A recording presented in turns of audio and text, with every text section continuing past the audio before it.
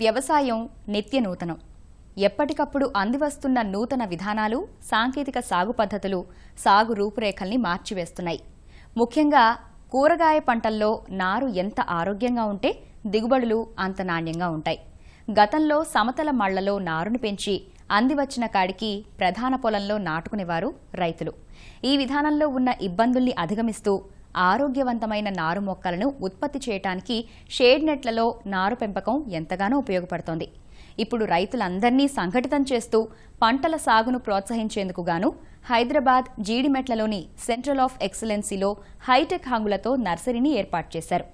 ఇందులో ఆచరిస్తున్న సాంకేతిక పరిజ్ఞానం రైతుకు ఏ విధంగా ఉపయోగపడుతుంది, సాగులో ఎంతవరకు లాభదాయకంగా ఉంది, వివరాలు ఈనాటి అన్నదాత కార్యక్రమంలో తెలుసుకుందాం.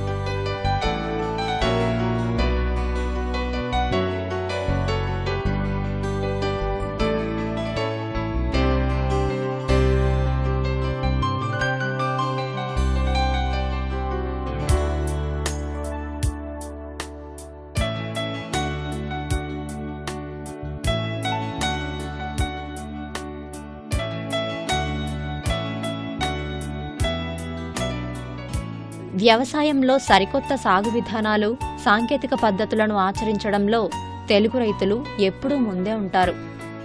అందుకనుగుణంగానే ప్రభుత్వం కూడా ఎప్పటికప్పుడు సాగులో సాంకేతికతకు ప్రాధాన్యతనిస్తూ రైతులకు దిశానిర్దేశం చేస్తోంది. ముఖ్యంగా ఉద్యాన పంటల్లో నాణ్యమైన ఉత్పత్తులను ఇతోధికంగా పెంచేందుకు దేశంలో మొత్తం 27 సెంటర్ ఆఫ్ ఎక్సలెన్సీలుండగా అందులో హైదరాబాద్ జీడిమెట్లలోని COE ఒకటి.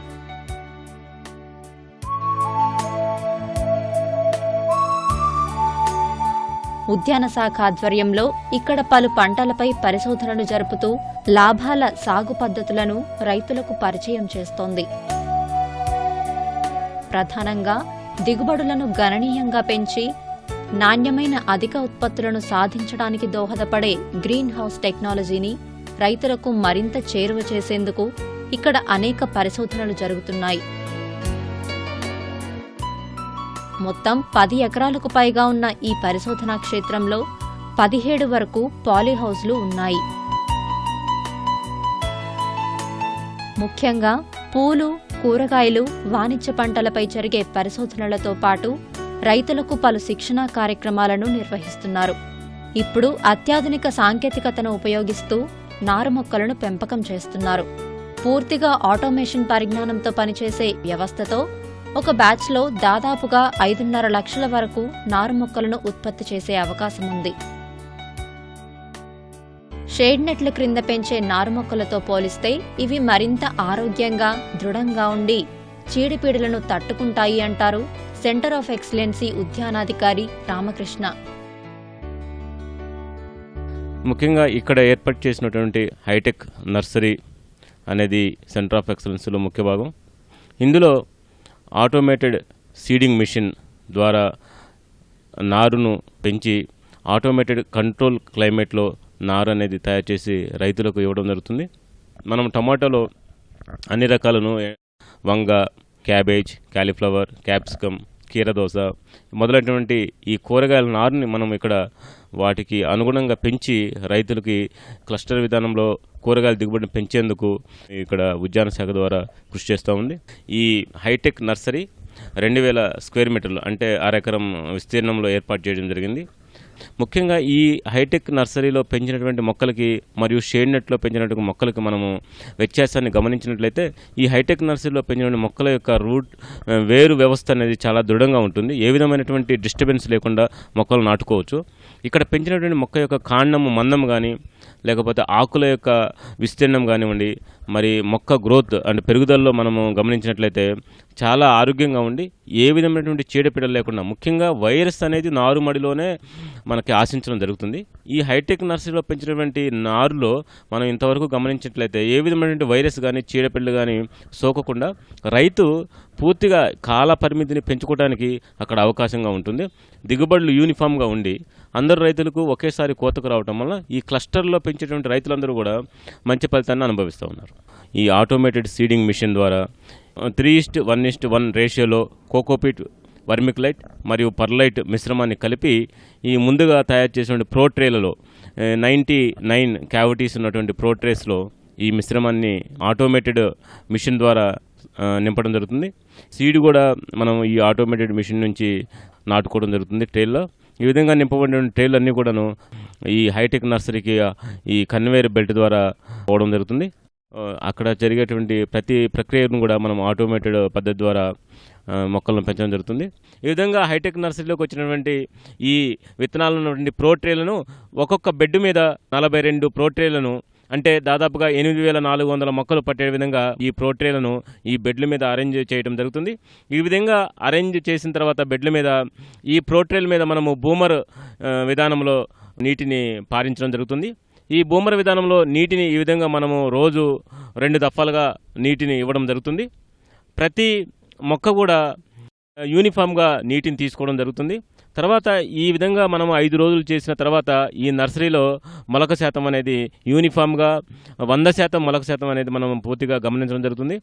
ఈ విధంగా 100% వచ్చిన మొక్కల్ని ఇంకొక 5 రోజుల తర్వాత, అంటే నాటిన 10 రోజుల తర్వాత నీటిలో కరిగే ఎరువులని మరియు సూక్ష్మ పోషకాలని ఇవ్వడం జరుగుతుంది.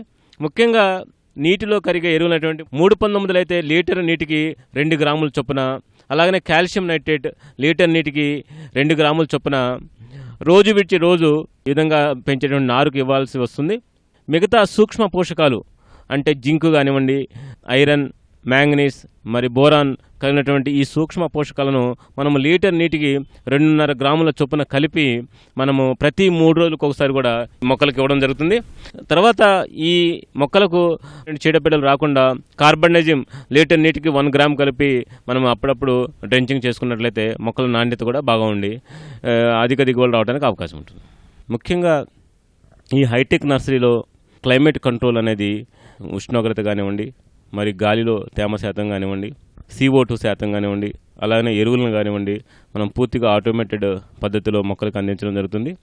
ఈ విధంగా మొక్కలను పెంచడం వలన ముఖ్యంగా మనం గమనించినట్లయితే ఇక్కడ ఈ మిశ్రమం మొక్కలను తయారు చేయడానికి ఉపయోగించే మిశ్రమం చాలా పరిశుద్ధమైనది అవటం వలన ఇవి చాలా స్టెరిలైజ్డ్ కండిషన్లో ఉండి మనకి మొక్క పెరుగుదల చాలా బాగుంటుంది. ఈ ఆటోమేటెడ్ క్లైమేట్ కంట్రోల్లో పెంచినటువంటి ప్లగ్లింగ్స్ కానివ్వండి, సీడ్లింగ్స్ కానీ మనం పరిశీలించినట్టయితే వీటి వేరు వ్యవస్థ చాలా దృఢంగా ఉండి మొక్క కాండము చాలా దృఢంగా ఉండి మొక్క 25 రోజుల్లోనే పెరిగి రైతులకు అందజేయడానికి సిద్ధంగా ఉంటుంది. ఇంతటి అత్యాధునిక పరిజ్ఞానంతో నిర్మించిన ఈ హైటెక్ నర్సరీలో నారు పెంపకం చాలా ఖర్చుతో కూడుకున్నది. అందుకే నారు మొక్కలు అవసరమైన రైతులకు ఇక్కడ నుంచే సరఫరా చేస్తున్నారు. ఉద్యాన శాఖ ఆధ్వర్యంలో రైతులను గ్రూపులుగా చేసి ఎక్కువ విస్తీర్ణంలో పంటల సాగును ప్రోత్సహించేందుకు క్లస్టర్ విధానంలో అందిస్తున్నారు. గవర్నమెంట్ ప్రస్తుతం అయితే క్లస్టర్ విధానంలో రైతులను ప్రోత్సహించడం జరుగుతుంది. ఈ క్లస్టర్ విధానం అంటే గ్రూపులుగా ఏర్పడాలి.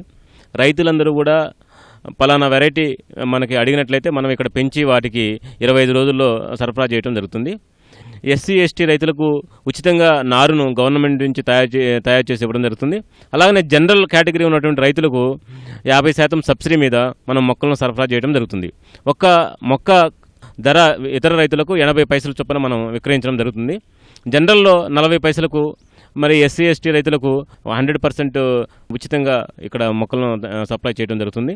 మరి ఈ కూరగాయల నారు కావాల్సిన రైతులు దగ్గరలోని ఉద్యాన అధికారిని కానీ, లేదా ఉద్యాన విస్తరణ అధికారి కానీ, లేదా జిల్లా ఉద్యాన అధికారిని కానీ కలవచ్చు, లేదా నేరుగా COని కూడా సంప్రదించవచ్చు.